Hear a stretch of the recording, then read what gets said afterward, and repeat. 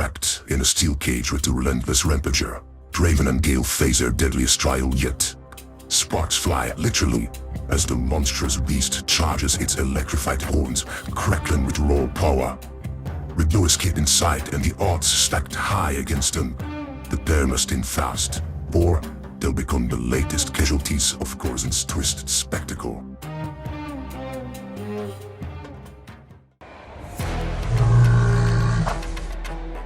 Man, that beast does not look amused. Yeah, he has the same look Eve has when she's annoyed at me.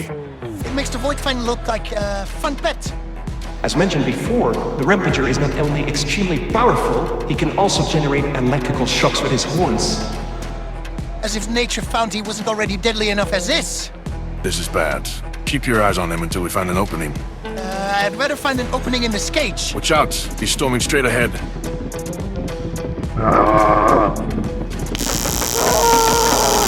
Oh, phased by a million volts. At least it is quick and relatively painless, I think. Now that's the Rampager's force on full display. And this one has had a nice long time to charge up for this fight. Look! He got roasted instantly. I bet it smells like barbecue. The Rampager bellows again, pawing at the ground, its electrical horns sparking dangerously. Actually, yeah, it does smell like barbecue.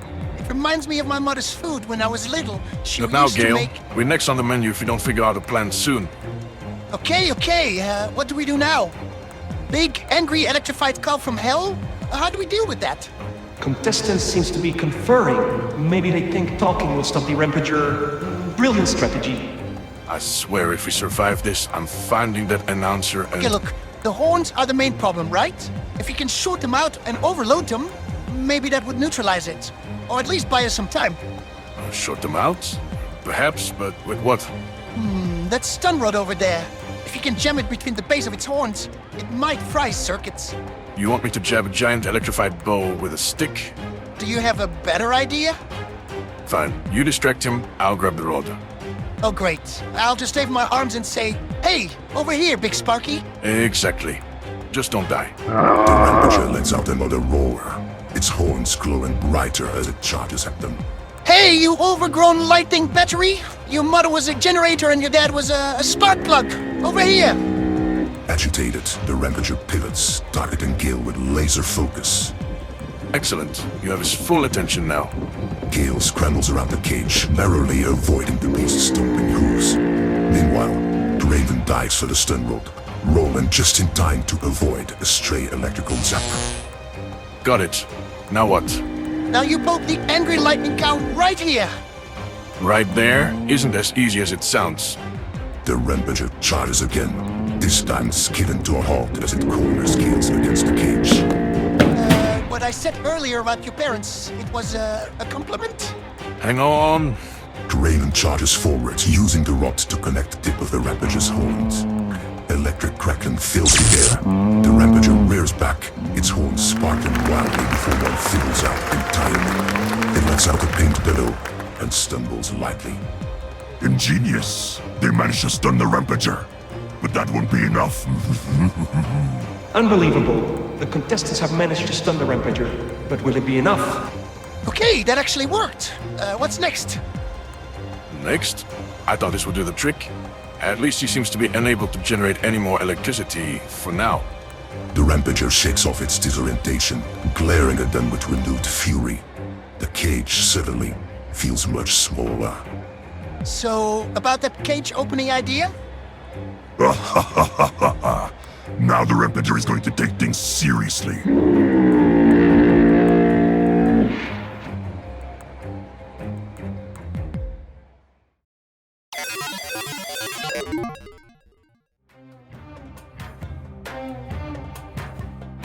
Back at the ship, the door hisses open, releasing Eve and her loyal companion, Toto, into the eerie silence of the planet's surface. What begins as a simple night walk quickly takes a sinister turn, as the calm is shattered by a peculiar natural phenomenon.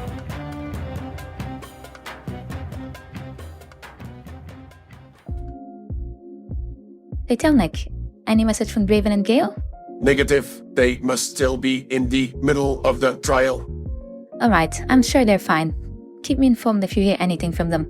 Affirmative. I will go in standby mode, but keep my comms open. Okay, Toto, one last walk, but after that, I really am going to sleep. Make it quick.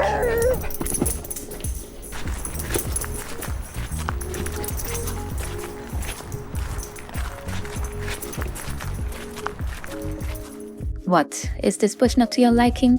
Why are you so agitated, Toto? Suddenly, a few raindrops fall from the sky, but there is something unusual about the rain. What's this? This rain is... acidic? Toto, hurry! This is not normal rain. If you stay here too long, we will get burned.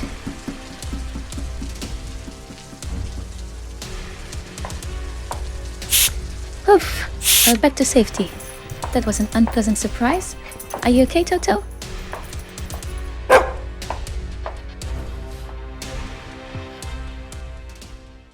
I had no idea there were acid rainstorms here as well. This could become problematic. Let me see if I can come up with something to counter it. Alright, Toto. Let's see what we got here in the lab.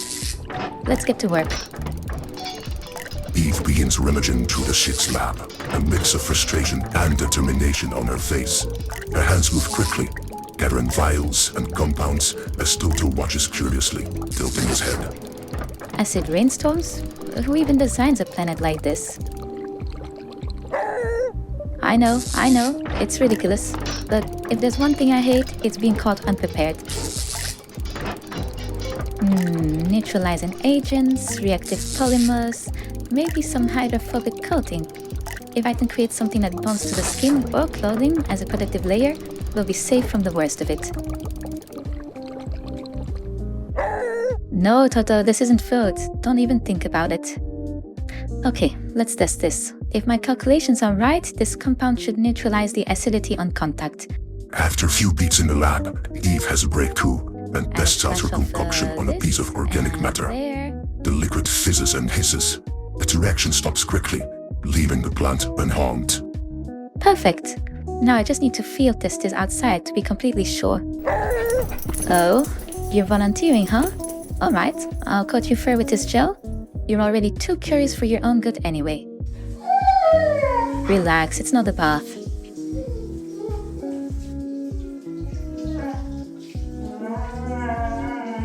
Now, let's head outside and carefully approach the acidic rain.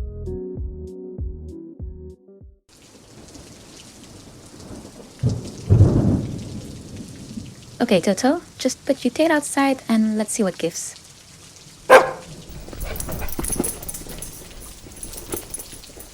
The mist-like rain pours onto Toto's tail, his fur gleaming with the protective coating. To Eve's relief, the rain slides off harmlessly, leaving no trace of damage. Ha! It works! Good boy, Toto. You're officially my lab assistant now. Alright, next step, scale this up for the rest of the crew. Maybe a spray-on shield or even some acidic-resistant cloaks. But at least this way we won't end up like fried nails during the next storm. With her new creation in hand, Eve coats the cells as well and strides confidently outside to finish Toto's wall. Umbrellas! Bio-rain-resistant umbrellas! Best quality in town. Are you kidding me? You mean I spent so long in a lab for this? Special acid-proof design. Only 50 seashells. Next time, Toto, remind me to check the local market before I reinvent the wheel. Oh, and a free tote bags with every purchase. Just take my seashells and give me one. Umbrellas, buy my umbrellas. Underwhelmed, Eve returns from the walk but notices a message on her tablet. A flagged message from my home planet? Let me see. It's from Dad. Evangeline, it's your father. I didn't want to send this, but your little sister's condition has worsened. The medics here have tried everything, but nothing is working. It's the acrenia, Eve. It keeps spreading, and its mutation, it's accelerating, and it's too much for her body to handle. We don't have much time. If there's any way you can find a solution, anything, another sample, research, a cure, I beg you, my daughter. We need you. Your sister needs you. She's strong, but I'm afraid this fight might be too much for her without help. You've always been the one to push boundaries, to discover the impossible. Don't let us lose her, not like this. I'll try to keep her stable until we hear from you. Stay safe, my little seafarer. We're counting on you. Oh no, I had no idea it got that bad. I guess the linen quality I used in the last package I transferred was not up to par. But I know inside the system there is quality linen. There must be. I will find a cure for my people. Soon.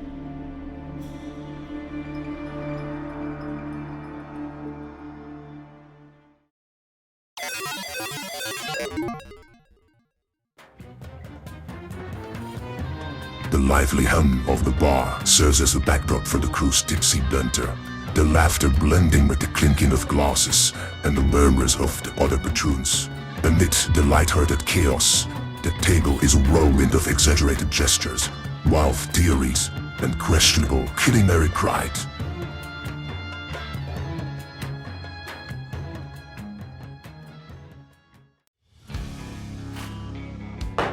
And that's why, Millie, I'm telling you, a robot cannot be a chef. They do not have taste buds. It's science. What? That's ridiculous. Robots do not need taste buds. They have sensors, you know. They probably cook better than you. Better than me? Blasphemy. My spaghetti au camembert is a masterpiece. Ask Nero. Your spaghetti isn't bad, but the sauce consistency? Inconsistent. Betrayal. And you, Millie. Just because you're new here doesn't mean you get to attack my cooking skills. What is your specialty, huh? Adding excrements to otherwise tasty cocktails? Better than your specialty, which is accidentally venting the ship's kitchen into space every other week, I've heard. That only happened twice. And one of those times, the auto-sale system lied to me. Auto-seal systems don't lie, Thomas. Yes, they do. They said, all compartments secured. But when I opened the oven, whoosh, goodbye lasagna. Sure, blame the system. Next, you say that gravity regulators also sabotage your soufflé. But they did. One moment, perfectly puffed, and the next, thwomp, flattened like a neutron star landing on a black hole.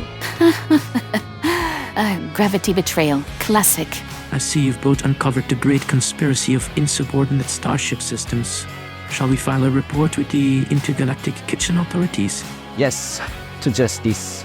And to getting even with that gravity regulator someday. To flattened soufflés. I wonder how the trials are progressing. You worry too much. No matter what they throw at our captain, I'm sure he'll be alright.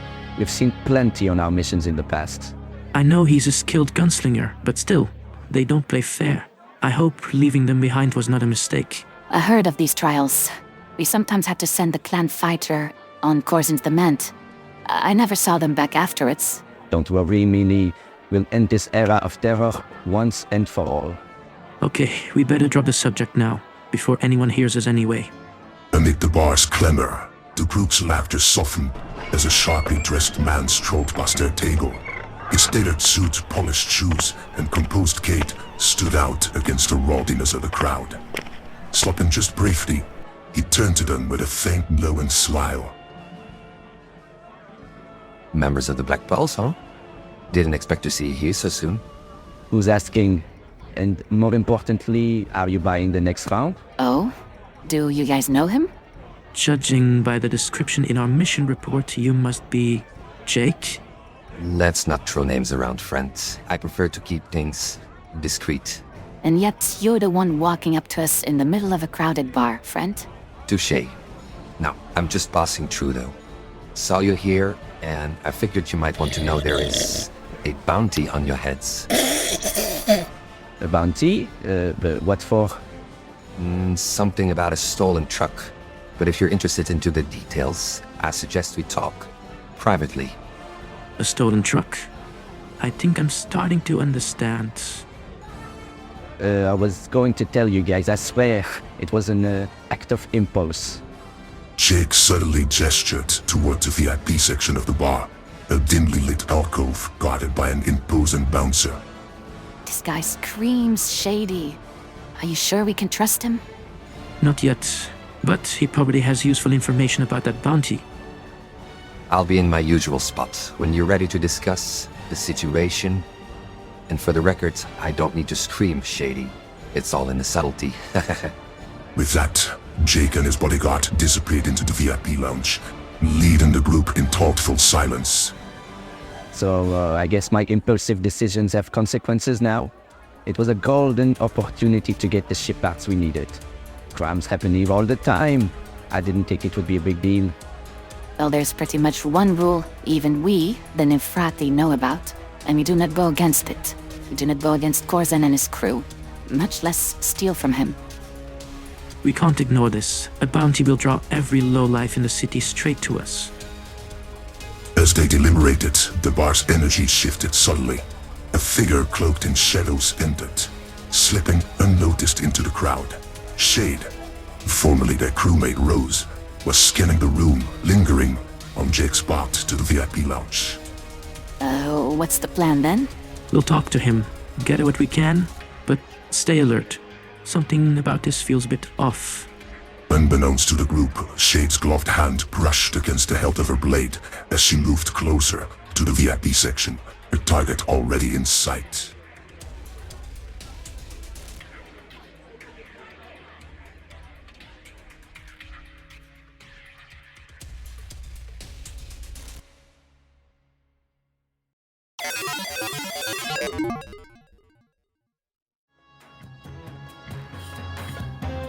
Back in the arena, the Rampager roars again, shaking the cage with its sheer power.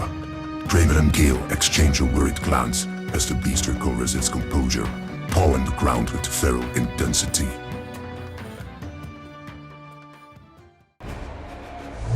The Rampager shakes it off. Folks, it looks like that stunning booth only made it angrier.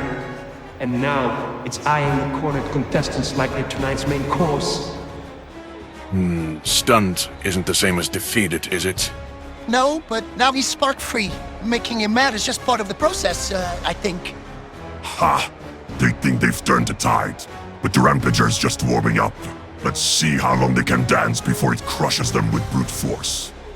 Suddenly, another contestant with darting pies steps closer to the action.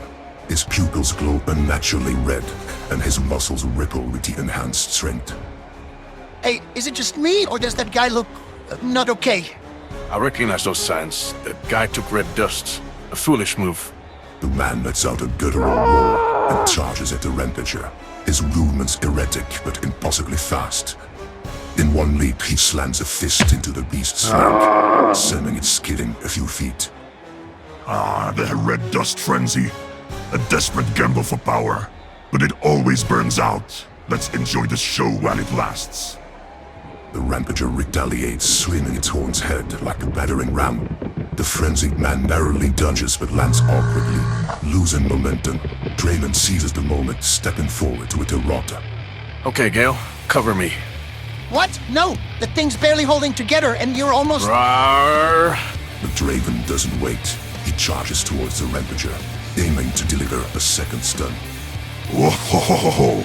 Bold move there, Captain. Let's see how that works out for you. Just as the rod connects again, the Rampager trashes violently, catching Draven with a brutal swipe of its horns. He's thrown against the cage wall with a sickening thud. The rod clattering to the ground. Captain! Draven slumps to the ground, barely conscious. Gale rushes to his side, shaking him frantically. Hey, stay with me. Don't you dare check out now. This looks to be their end. How disappointing. Prepare to pull the lever once more to finish this. The Rampager, emboldened, turns his attention to Gale. Its sparkling horns glow faintly, a dangerous remnant of its electric fury. The Rampager is back on its feet, and the odds are looking worse for the Black Pearls duo. Gale's breathing grows erratic as he glances from Draven to the beast. His hands tremble, his veins pulse. You want to fight? Fine, but don't you dare to touch my friend.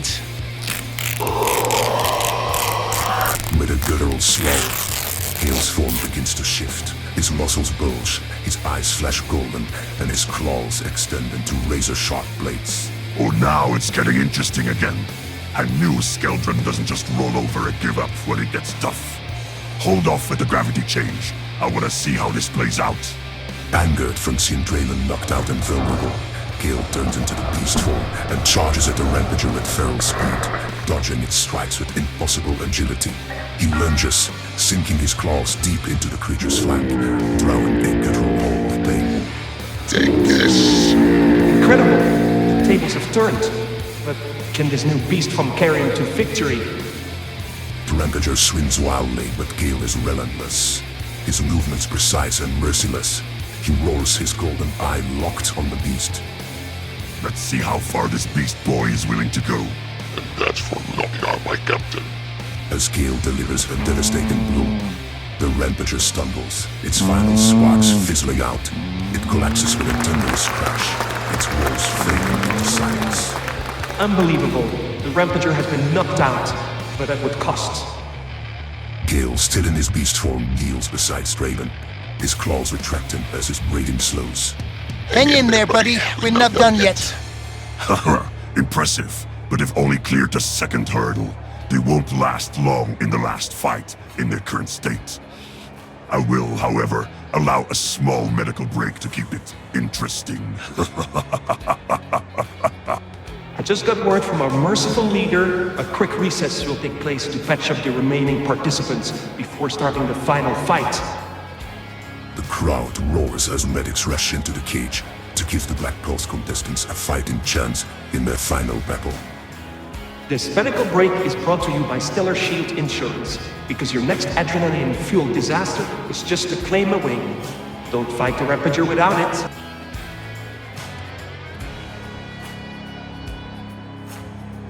Bruised, battered, and barely standing, the Black Pulse crew has defied the odds once again, surviving the Rampager's fury. But with one final fight looming, their chances grow slimmer with every passing moment. The crowd may cheer, but the question remains, how much more can they endure?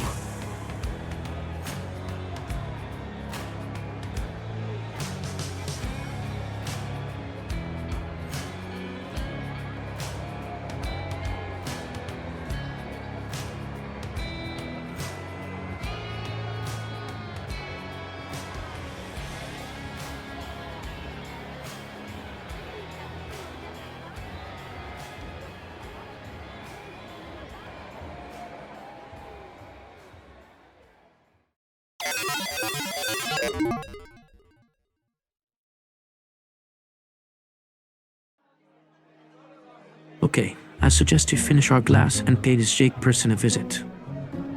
Okay then, but one last joke for the road.